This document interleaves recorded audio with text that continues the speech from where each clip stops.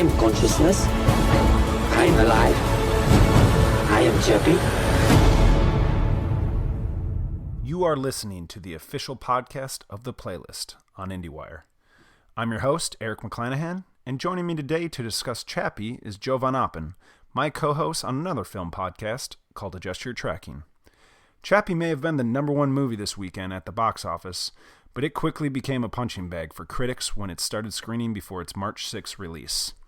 This third film from director Neil Blomkamp was positively reviewed here at the Playlist, though, with our own Drew Taylor grading it a B and finding plenty to recommend, despite its flaws. So Joe and I are here to add to Drew's even-handed, balanced review, and also try to counter all that negativity that's out there regarding Chappie, and also Blomkamp's work so far and what he has ahead of him.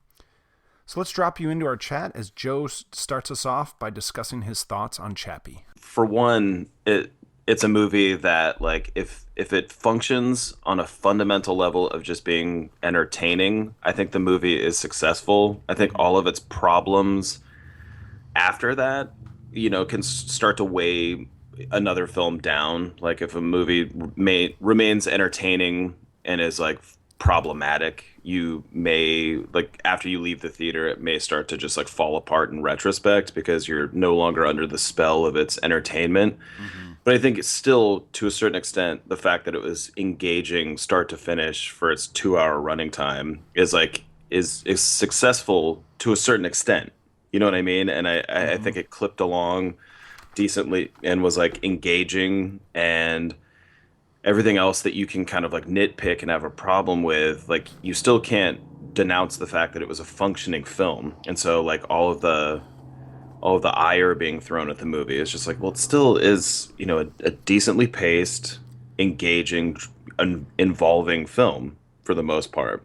I felt like it was his most fun film, like, or his attempt to be his most fun film. And so, like, I don't know. How do you feel about it? So I think that this is his attempt to make like as close to a straight up comedy in his very typical science fiction worlds that he's been doing. I think I'm with you too. The movie is completely, like, the movie for me is totally interesting, yet like so flawed. And right. The things that make it interesting and stand out from the pack are also sort of its problem, is like at the heart of the problems. Like, we can get into later, like Diane Antwoord's involvement in this film, which is both sort of a blessing and a curse.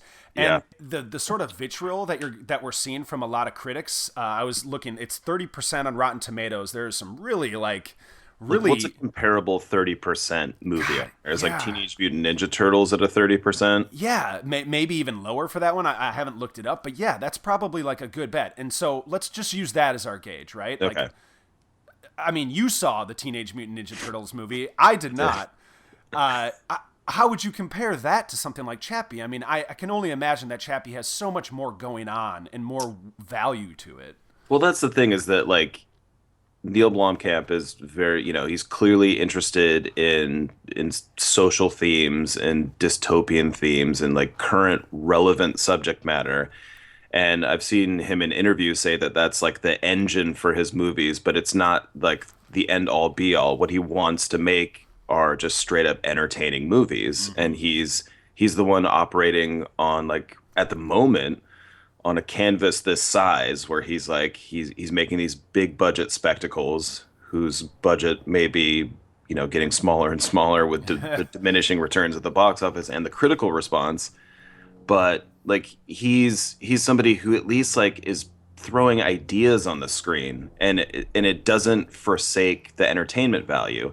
And even when a movie doesn't, like, kind of synergize, perfectly the way you would hope it would, it still is a mess that I would much rather sit in than, like, the mess of, like, an over-marketed kind of focus grouped into existence type movie like Teenage Mutant Ninja Turtles, which just has no real purpose other than, just the cachet of it being nostalgic. And so there's you feel like it's deadness on the screen, Yeah. And so it being sort of like percentage wise clumped in with movies like that, which we don't know. It could be lower in the Rotten Tomatoes aggregate score, but like it feels like it's like that level of comparison where it's like it sucks like this movie, and you're like no, there's nowhere near, like there's an intelligence to Chappie and like just an overall dramatic involvement that elevates it above,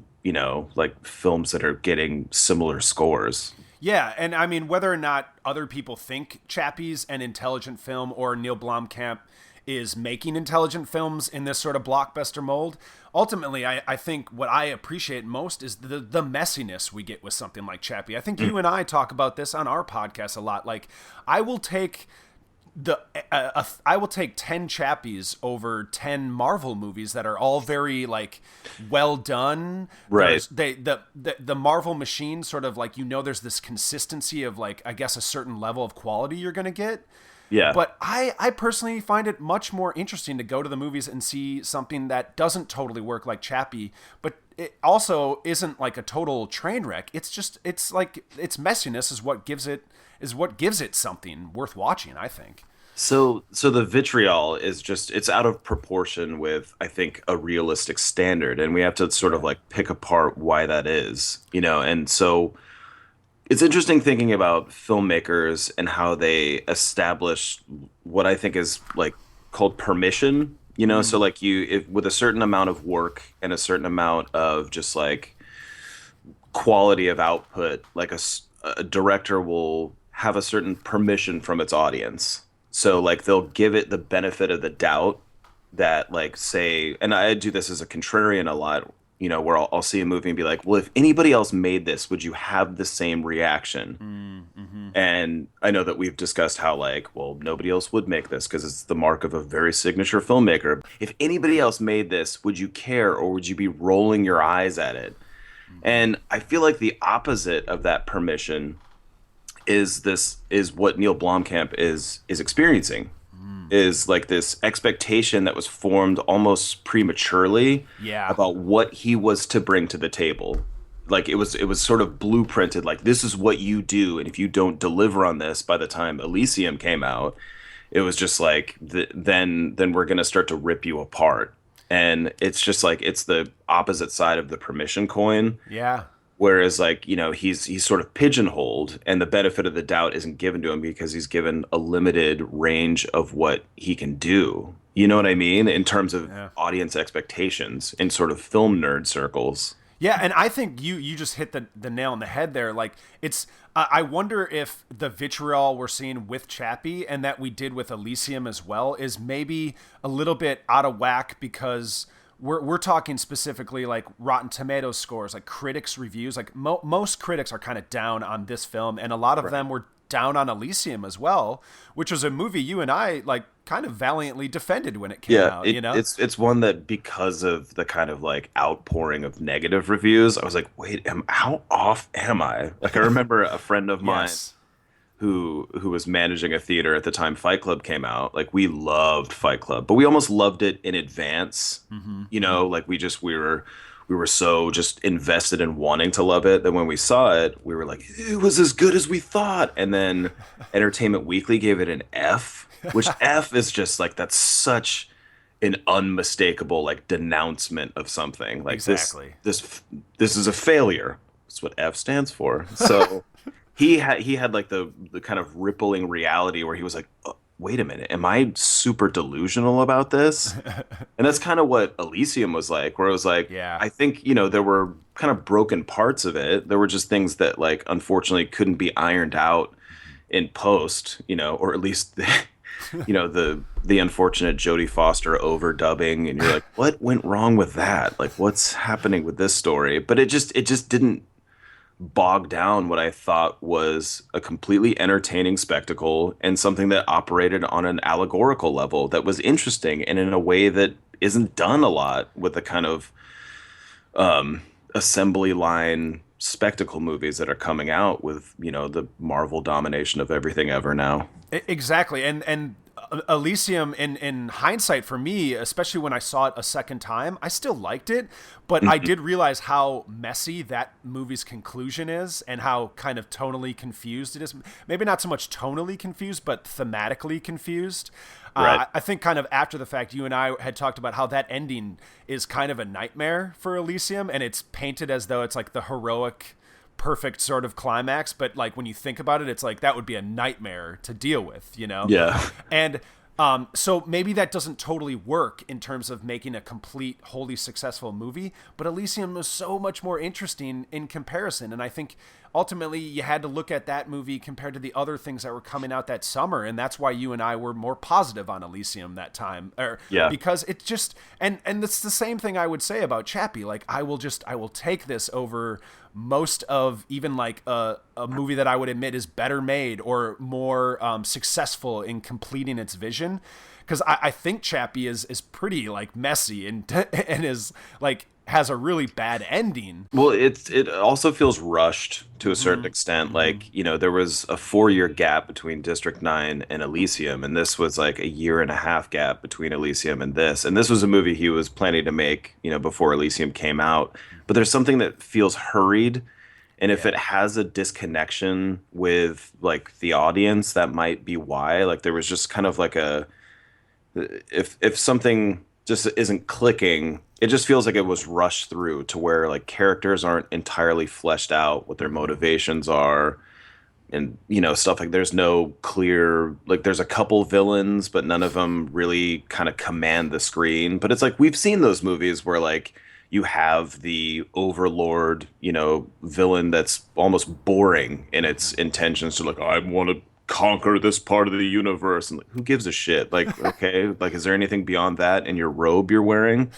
Whereas like I'm feeling some Man of Steel, maybe some hints of Man of Steel in your. I was actually thinking of Guardians of the Galaxy, but oh, okay, yeah. You know, whoever was playing that part, Marilyn Manson. And so, you know, with this, it was just like you get a couple kind of like, there was one over the top villain, and then there's Hugh Jackman's character, who's kind of the human, flawed, almost, you know, he's comic. So in a sense, you know, just with his shorts and his haircut, like you're meant to sort of laugh at him, but you don't have the kind of gallery of villains you would in RoboCop, say, which I think Paul Verhoeven is often, you know, cited as an influence on Neil Blomkamp. So, oh yeah, I mean, gosh, as soon as Chappie started and you get the introduction to Hugh Jackman's character, like, okay, so Ed 209. yeah, absolutely. Okay, now you see this. This is a problem. This is a gang sign. You see this? You hear that? Yeah, it's hollow there. See, look at that. Look at that. I haven't seen this type of setup. It's almost like a chemistry type of a set. There's gonna be some. What is this cock? What is this?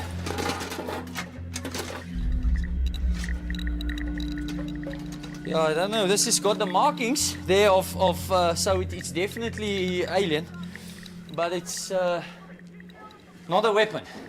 But I don't trust it. You know, I don't trust anything that. Oh, you're right, bro. Vickers, you're right. Eh?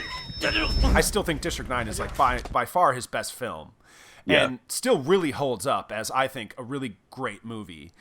And yet, was it completely unfair, the expectations that come following something like District 9, a movie that did well financially and audiences liked it, but also Oscar nomination? Yeah, it was up for Oscar. It was Best Picture, Best Screenplay, Yeah. and a few others like Best Editing, and that always is going to create these unfair expectations that then will we're seeing with Blomkamp are sort of following him. And then there's that other side of the coin where Blomkamp does also seem to be repeating himself. Chappie feels almost like a desperate attempt to go back to what worked with District 9. Yeah. And that stuff feels rushed as well, the sort of quasi-documentary, fake documentary stuff in the beginning. Totally. And really, the transfer... It never wraps around. Like, I thought about that as the movie was over. It's like, it was introduced. Like, there's just like one interview where it's like, I see how Chappie happened, and you're like, oh, this is another faux documentary kind of device, and then it vanishes immediately. You're like, why did they even have that at the beginning? Exactly. It's confusing, and that seems as if like maybe that was a move of Blumkamp to just try to remind people of what they liked about District 9. But where's that coming from? Is because something I wanted to bring up is, and who knows how much we can really rely on this as an accurate gauge, but the cinema score for all three of his films, which is, they sort of poll people coming out of theaters to ask them what they think. The cinema score has been a B for all three movies. So if we go by that, mostly unreliable, like rating, it's like mostly the audiences seem to be kind of on board still with what he's doing, even though the movies are making less money. Yeah. But the critics have just like completely piled on with each film, mostly negative reviews for him. And I think it's those expectations from that first movie out of the gate that really wowed a lot of people, but also, I don't know, like, there's that article, an article in Critic Wire that I shared with you, talking about how it's a March 5th piece. So this comes out the day before Chappie is even released, and it says why we're too quick to write off new directors, and a lot of it is about looking at how people are already doing that with Blumkamp, and it's not really fair to do that after a couple of movies. Well, I think that because of the internet, the speed at which we consume things and examine things, I'll say examine before I say rip things apart, but also rip things apart, is so much faster. It's like dog years in comparison to how, things used to move. And so this space between District 9 and Elysium, 4 years, that's like a huge amount of time of which people were kind of over pondering everything, and so they built up something to mean something entirely different than it is possibly. And so there's just like a set of expectations that's a hindrance on somebody developing their voice. Like, this was his first movie, District 9. With the exception of the short he made and the kind of the project Halo that fell apart that he was on board to do. And so Neil Blomkamp is a director who he turned down a Star Wars, movie. Yeah. Right? Yeah. So he's not interested in doing that. And but still, somebody who has an idiosyncratic vision like him and a vision that's unique, he still isn't impervious to, answering the critics. And so if he starts to kind of get in this pleasing mode where he's like I'm trying to make up for Elysium because I really dropped the ball with that one, which I saw him quoted as saying that. He's like, I really blew that opportunity. And it's like, no, if he's just starting to if doubt is clouding the clarity of his vision, then it's just then you're watching the adverse effects of a sort of critical outpouring and how fast things have to mean something. Yeah. And because it's not going to get any traction if you say Chappie's flawed, but it ultimately is a relatively entertaining movie. That's not an interesting headline. It either has to be the bold new coming of ... or this person was highly overrated and he's clearly fallen off. Those are the headlines that are going to catch people's attention. It's I knew he was a fraud, or he's the best. So it's one or the other. I think in the realm of the internet, and the gray area in between, where that's where Chappie lives. Yep. Is it's flawed, but it's ultimately, it's a fun, well-intentioned, sweet, interesting movie. Yeah, that's the thing that's so interesting, right? Because if our hunch is right, and this was sort of a safer move for Blomkamp in terms of trying to remind people of that prior success, making the film appear like a District 9 in a lot of ways and sort of follow a similar arc, isn't it also kind of crazy that he thought that this very bizarre movie starring two South African rappers who are sort of a niche internet phenomenon, relatively, right, and having them essentially be the star of the movie, and they are a part of what's wrong with this movie in a lot of ways. Their performance from both of them, Yolandi and Ninja, are rough at best, I would say. Who are playing themselves. And yeah. If you have these people who are sort of established phenoms in the in the internet world, for the last 6 years, because they've been around internet wise since 2009. And their set of associations is so specific. So Yeah. it's like you see them and you're like, all right, so they're playing themselves. So are they like rappers? I'm confused. And they'll pull up to a scene in their car and the stereo will be booming one of their songs that everybody's familiar with, and you're like, well, what the fuck? Like, imagine it as anybody else. Like, imagine it as LMFAO, and they pull up playing Party Rockers at every scene. You would think that was really deliberately ridiculous. Yeah. And so it's just like, so what is ultimately being communicated? It was just like, is this a vehicle for them? Yeah, that's the confusing part. I think it kind of is in a lot of ways, like almost a commercial for Die Antwoord. I mean, they're wearing Die Antwoord t-shirts throughout the movie as well, Yeah, and so is that interesting in itself? No. Like, I don't think a No. commercial for them is I think the internet partly is the reason they exist, and so them making the leap onto the big screen isn't really necessary. I think Yolandi is like gives a far more interesting performance. It's kind of shallow. Like, she hits all the requisite notes of being like the sweet maternal character to Chappie's Johnny Five. She's Ali Sheedy to Chappie's Johnny Five. Right. And there's no pervy bathtub scene, unfortunately. That is unfortunate. It really could have used that. It could have used an El DeBarge song too, but that's okay. I'll take all the Die Antwoord songs. But yeah, I think ultimately the burden of the performances is carried by the other leads. Sigourney Weaver is kind of shelved for most of the movie. Yeah, I wondered why she even bothered doing this movie. Because her conclusion was just sort of like she runs off screen. And it's just like, oh, that's it for her. Okay. Yeah. Not to mention Hugh Jackman's sort of strange exit in the film, which feels like there's more after that to come, and it's like, okay, that's well, it. yeah, and to that might lead to more of like what he's trying to appease the fan servicing, because it's like leaving it open ended, even though he doesn't seem to be someone. Even though he'll return, like the worlds overlap definitely in his films, but he's not interested in making, I think, a franchise, and so like Elysium's police robots look a lot like Chappie does in Chappie, and so his worlds definitely bleed together. But like setting Hugh Jackman up, albeit very battered and beat down, as could he come back in a sequel that there's clearly not going to be? You know what I mean? Yeah, it's kind of weird that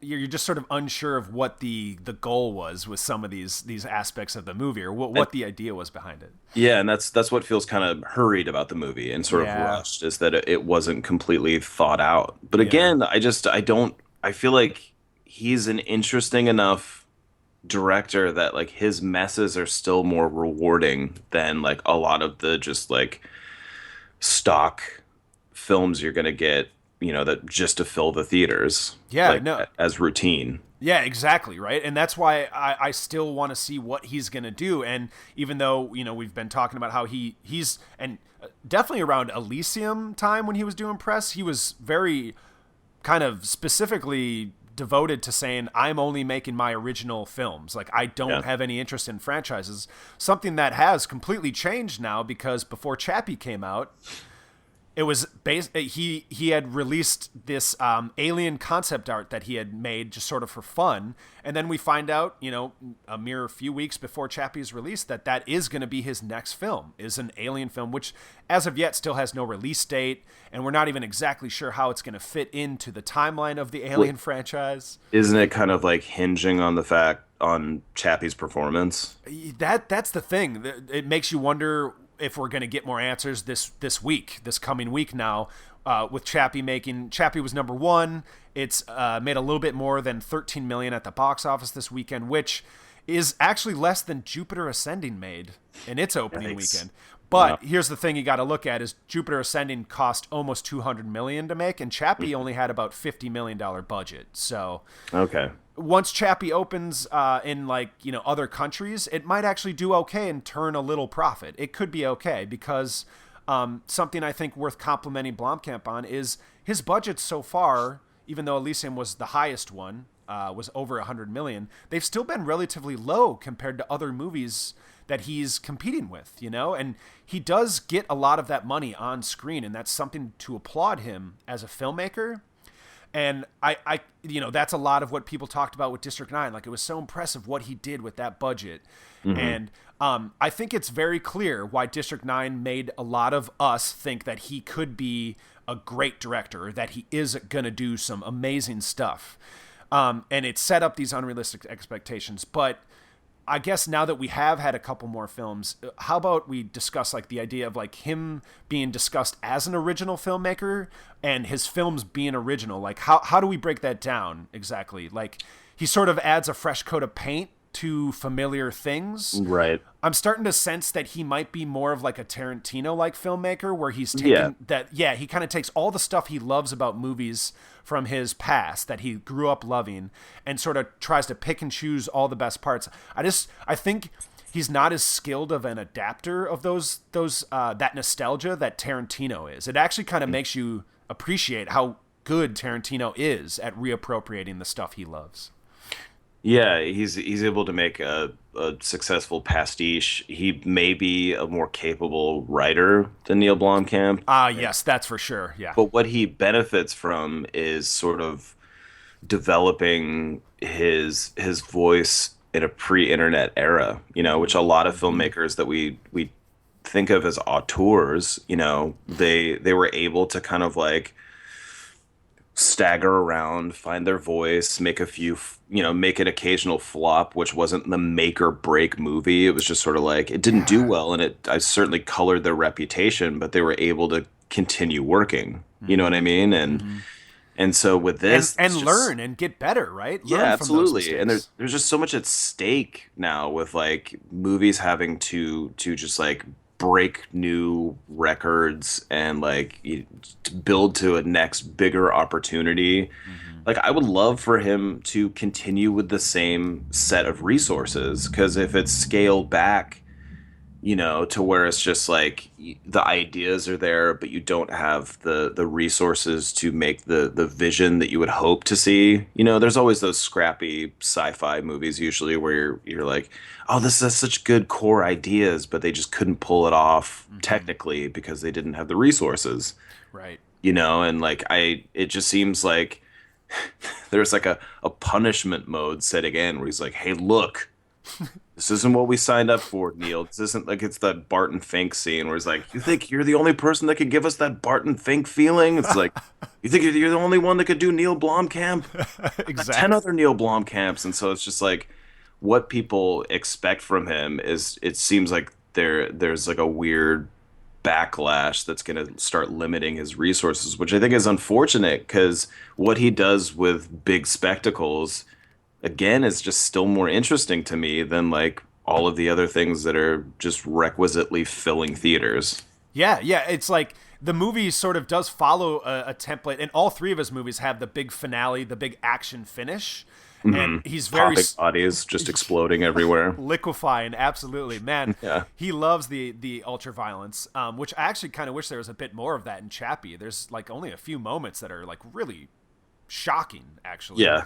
And I guess it's effective in that way. But that was sort of a weird thing in Chappie, I thought. But just the idea that it's just I guess everybody gets set that they want him to be a certain way, and then he's actually kind of repeating himself in some ways with these other movies. Yet that's what everybody's complaining about. It's kind of everybody loses in a certain sense, because if he was just a kind of maverick, I don't give a shit, which he, to a certain extent on paper he has, he's turned down the Star Wars movie. He wants to make his original content, but he still is obviously affected by an outpouring of negative reviews. He answers by saying I really blew it with this movie, which I just feel I don't know, it doesn't have to be a card game where you have to bluff, but I don't think it was the failure that everybody makes it out to be. And I think like you should just move on and prove like and just improve as opposed to apologizing for the work. Yeah, move What I on mean? and also let time do its job, because I think in hindsight, Elysium will look better than most of the other movies that it came out around. Yeah, there's just hindsight. like there's scenes in it that like just work like as standalone moments. You know, yeah. that whole kind of dystopian section. The whole movie's a dystopian section, but that whole section where he goes to the like employment office and there's a Johnny Cab type like animatron that's talking to him. Before we start, I'd just like to explain. Max DaCosta, violation of Penal Code 2219. Today at bus stop 34B. Yes, that's exactly what I wanted to talk to you about. You see, I believe there's been a misunderstanding. Immediate extension of parole by a further 8 months. Wait, what? No. I can explain what happened. I just made a joke. And, you know... Stop talking. Elevation in heart rate detected. Would you like a pill? No. Thank you. What I'd like to do is Stop explain what talking. happened. Personality matrix suggests a 78.3% chance of regression to old behavior patterns. Grand Theft Auto. Assault with a deadly weapon. Resisting arrest. Would you like to talk to a human? No, I am okay. Thank you. Are you being sarcastic and or abusive? Negative. And it was just like, oh, this is great. Like this is Paul Verhoeven. This is all of his influences, but done with, you know, a refreshing kind of like twist. And so there's just stuff that like, if left alone, we'll be able to reflect and be like, oh no, this worked. A lot of it worked. A lot of it, you know, there's gaping plot holes and it's dopey. But a lot of the things that, you know, we've grown to love have huge flaws. And just making this kind of declarative statement about what a film is and how it's like it's not the real film because it, you know what I mean? Like I think it's careless to do that. Yeah, I agree. I agree. And really, like, maybe the best thing for Blomkamp right now is to make that Alien movie, right? Because maybe he needs to just go into something that has a sort of established universe, established characters, which he seems very invested in resuscitating, you know, like he wants Sigourney Weaver, he wants Michael Biehn, I think, according to the concept art, like he wants to bring those characters back. And however he's going to make that work, assuming that this Alien movie does go forward, it might be the best thing for him to sort of, you know, just sort of revive him or give him a new lease on like another way, maybe having the restrictions of a pre-existing property. I think it could be really good for Blomkamp I actually think he fits right in line with that franchise. If you look at the directors, like it's been a very auteur driven franchise. You know, you had Ridley Scott, you had James Cameron, and I think if Blomkamp is modeled after anybody, he's to me he's like a hybrid Paul Verhoeven and James Cameron type. But it's interesting because like Ridley Scott wasn't he wasn't a big established name until Alien yes. and Blade Runner. That's true. And Same with James Cameron. He was on the rise because of Terminator. Yep. But and then David Fincher made the third one, and it's his debut at that point. And that seems like a misstep, you know, because people have a complicated relationship with that movie, and even I think he writes that movie off. Yes. So it gets murky, and like I think there was an article that I forwarded to you from the AV Club where it's like Neil Blomkamp's potential Alien is just a recipe for disappointment, and it's like that. It's true that it's just a nerd culture, which is I think what we're talking about with like you can never please. For one, you can never please everybody. Exactly. But there's just like a set of expectations that are kind of unrealistic. And what people basically want is to relive the initial thrill. And you're not going to get that. So you're going to get something else. And that's not satisfying to people. There will be people who will argue like, no, this is the second coming of whatever the fuck it is. But like, for the most part, people will just be like, no, it's not the same. Well, it's never going to be the same. That door is never going to be opened the same way again. You know, and it's just like Alien came out of nowhere. You know, it was like I think what's considered to be not a great script that was turned into something great. And so it was a fluke, you know? It was like, this collective effort of designers and an amazing cast and an interesting director, and it synergized into something unique and like kind of that, similar to District 9. yeah, it became a phenomenon. Yeah, District 9 came out of the rubble of a failed studio project where it was like, all right, we're not gonna do Halo, let's make District 9, and took a short idea and just scrambled something together. And like he got to use Charlito Copley, who he really believes in, and who's not at that time is not a conventional leading man. And he became that door was kicked down to where he is a convincing leading man now. Yeah. And it's just like that's a great moment. That's a great moment that you're not necessarily going to get again. Right. And but then yeah, going back to Aliens as the sequel is like this even more amazing feat that's pulled off, right? Because then you have those expectations and they're met, and for a lot of people exceeded with the sequel because James Cameron ventured into new territory. He took that typical sequel conceit of bigger, better, more, more, but it worked so well contrasted against the minimalism of the first Alien. Yeah. And it's I still think one of the most fascinating franchises that exists, even with if you really kind of, go down the line, it has a lot more misses than successes. Yeah. In that article, that same AV Club article, which again, it's worth noting, came out March 4th. So it was 2 days before Chappie came out, and it was already like everybody was assuming the piling on of negativity was coming for Chappie.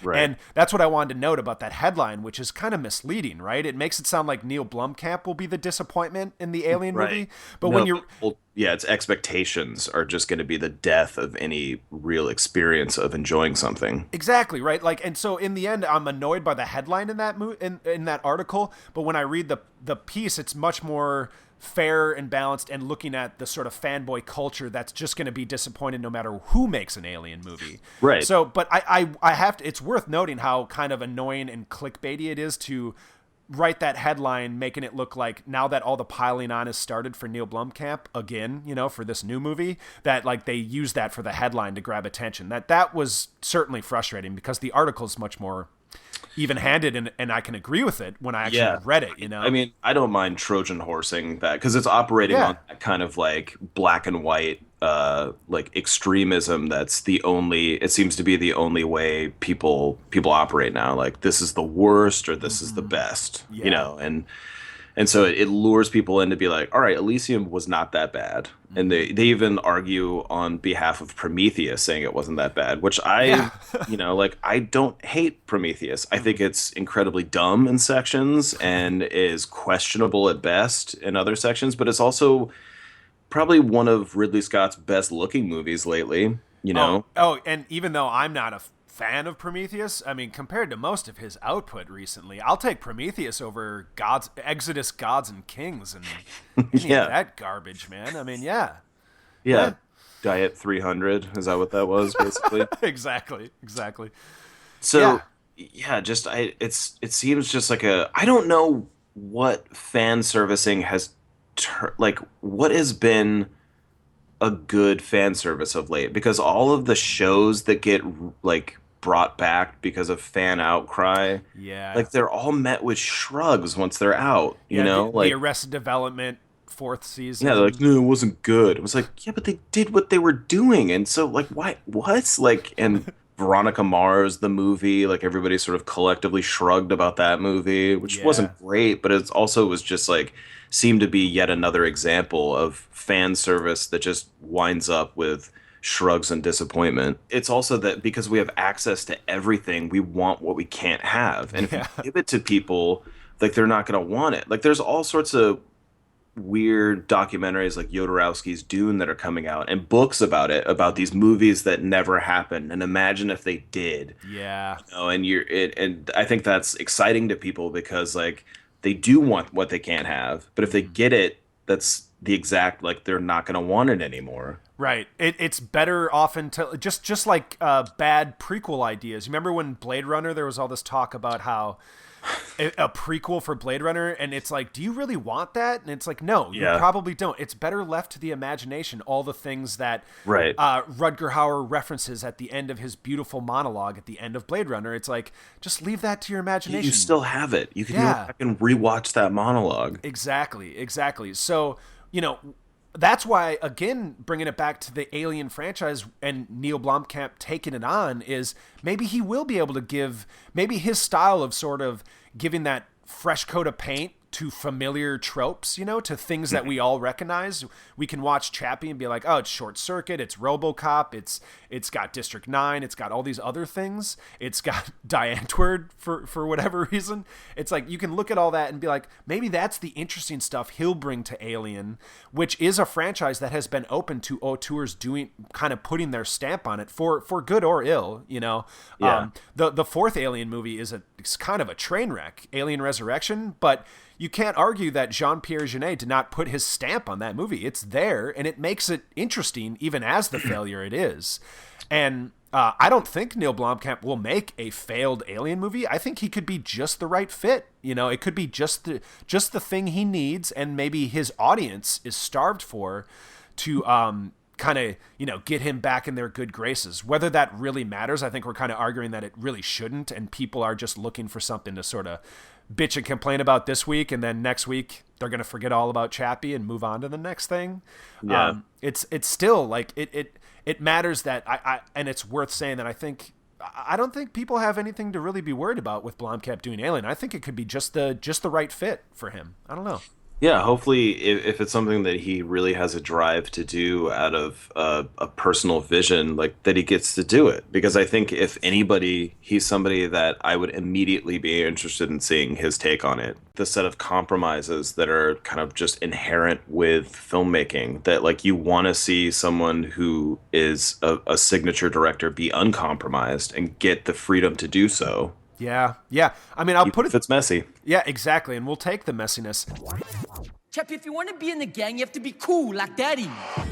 Look how Daddy walked. Look how cool he is. You need to keep a gangster. You gotta keep a gangster. Yeah, you have to be cool. Don't laugh, I'm being cool. Even when you pull a gun, you have to be cool like this. Boom! And you try. No, I can't shoot people. What? I can't shoot them, they didn't do anything to me. How are you gonna do the heist with us if you don't shoot people? I can't do a heist. Heist is a crime. I promised. It's okay. Hey, let's worry about that later, okay? I got this, all right? You. If somebody really disrespects you, you can deal with them without using a gun. What is it, Daddy? Real gangsters use this.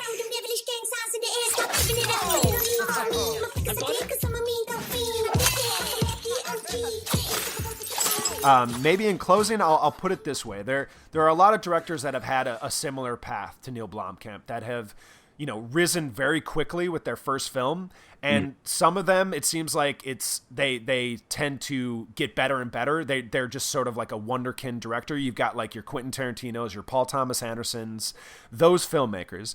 But then you have the other ones, and they're more interesting to look at, like a Richard Kelly, the guy that I think made a phenomenal science fiction independent movie, Donnie Darko, but then has just made two films that I would say are just terrible after, with Southland Tales and The Box, right? So what does that mean? I think Richard Kelly is incapable of making something great again? No, I'm having my doubts, and I think maybe Donnie Darko might be the best thing he'll ever make, but I still want to see what he's going to put out.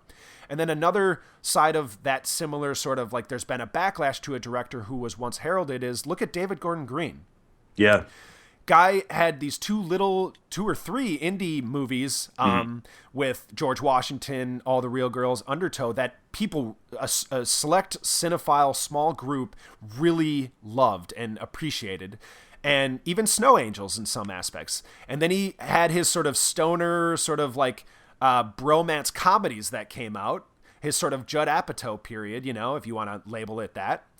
And people started to worry and wonder, like, oh, like that's when you saw backlash for David Gordon Green. Yeah, this isn't the David Gordon Green I signed up for. Right, That's which is else. That's not me. I signed up for all forms of David Gordon Green. right. But what about what David Gordon Green signed up for? And you're a person that's actually gotten to talk to him about this. Like, it was brief where you've seen him at a screening before, and he just loves film, basically, is what he said, right? He wants to make all types of movies, and he's somebody with a sensibility and like a sense of timing that is just like, it's going to be an original take, no matter what he does. He's talked about wanting to make a science fiction movie, and it's love to see a David Gordon Green science fiction movie, like just to limit what certain directors are supposed to give us, Yeah. Because there's such an unbridled amount of content out there that we have to wade through, that it's just like, I think people need things to be quarantined for them and tagged and sort of like specific. So like, I want to know what I'm getting when I get my Neil Blomkamp flavor, like. And then look at what David Gordon Green did after those supposed disappointing comedies for a lot of people. He comes back with something like Prince Avalanche that feels even fresh compared to his previous films, even though it is a tiny little indie, but it felt like a new stage, and that movie is really, really good. And we both appreciated Joe quite a bit, the Nicolas Cage movie he makes that nobody sees. And the need to compartmentalize someone like a David Gordon Green or Neil Blomkamp is sort of a fool's errand, because let's just see what they do. And I think we all want to just see them get better so they can make something great that we saw that was either promised by films that we did really like that they've made, or that we hope that they can make someday. I think David Gordon Green is a really good example, because Neil Blomkamp hopefully will have a new stage to take on with this Alien movie, assuming it goes forward. And I think really, like, so that narrative of his 3 films has sort of is closing, I feel like, and it's mostly like it's closing on a sort of backlash period critically for him. But now a whole new narrative can start for him, which is both like feels like, the only fair thing we can give to Blomkamp, but also shows how ridiculously, it gets to your point of how ridiculously fast things move. Like, now it's like his redemption narrative can start, Like, if this is the crash and burn period, the darkest hour. Right, exactly. How silly is that? But that's essentially how it's being painted in a lot of critical sort of headline-like circles, where it's like, now you can see it. If the Alien movie turns out to be good and a huge hit, it'll be his road to redemption narrative. And think about like having that in your head when you're setting out to make a movie that like is going to involve just so many things and just like a set of expectations that's, maybe it'll be the engine that drives the film into greatness, or maybe it'll be a hindrance. It's just like, I don't know. I mean, I guess it's ultimately up to a filmmaker, and kind of up to us. Like, we can turn down the noise and we can unplug from it, and we can just show up at a movie by a filmmaker we like and experience it completely untainted by the sort of the roar of the internet. But it's getting harder and harder to do. Yeah, and again, I have plenty of problems with Chappie, but I guess if nothing else to close on, I want to I get the sense with this movie, and just talking with other people about it, that it's being very quickly dismissed. Like, colleagues, friends like that I know are into film were excited about this movie, and already just this past week has kind of made them think like, oh, that's not worth me going to see it now. Yeah, absolutely. And it just seems like I'll mention having seen it, and people will be like, oh, why almost, and it was like, oh, because everybody decided already that it was not worth like experiencing. Yeah, and I just think that's bullshit. I think go see Chappie. Dangerous too. It is dangerous, exactly. And that's the sort of thing that can lead to only more cookie cutter product that's going to get churned out. And I think it's not like you have to like Neil Blomkamp's new movie. It's just because I mostly didn't, but there are things that I'm glad I saw that movie, and I like talking about it. And I also, there are things that are that are very good in the film too. So I just don't think it's a movie that deserves to be written off the way it already seems like it has. So I think I implore people to go see it and like at least see what you get out of it, and hopefully we can support a movie that is messy and tries to do something different, if nothing else. Yeah, absolutely. Cool, man. Well, I think that's as good a place as any to leave it off. I think we've let our feelings of Chappie be known here in 50 minutes. Well, Joe, it's, you and I have done over 100 episodes of Adjust Your Tracking, so this is nothing new for you and me to get to talk with each other. But since you're here on the Playlist podcast, you want to let people know where they can find you online? Well, you could follow the podcast on Twitter at Adjust Your Track. That's right. Ink. And we've got a Facebook page, That's Adjust right. Your Tracking. Don't confuse us with the documentary, which is a perfectly decent documentary. Yeah, the VHS documentary. Yep, they have a good title, but we had ours first. I have talked with that filmmaker. We did have it first. Good dude. Yeah, it was. Yeah. Other than that, we are going to be dipping into what's our favorite season. I think, or Yes. becoming our favorite season, the spring season, where you're not dealing with the bookends of Oscar contenders or summer blockbusters. You get a sort of like free range of movies in kind of February, March, and April, where they get to roam free. They get to be weirdo little standalones like Chappie. So we're gonna, dip into that, our favorite season on Adjust Your Tracking. Absolutely. Yeah, we have at least an episode, maybe a couple more coming up soon, I think, because this is, as we've said on our podcast, this is our time. This is where we get it. This is where we get giddy, and it comes and goes fast, but we're going to champion those little oddball movies and the big oddball movies, just like Chappie deserves to be, given some respect. So we will do that over at Adjust Your Tracking. Joe, I always thank you at the end of Adjust Your Tracking. I got to thank you for coming onto the playlist and for talking with me here, man. Hey, thanks for having me. It's nice in here.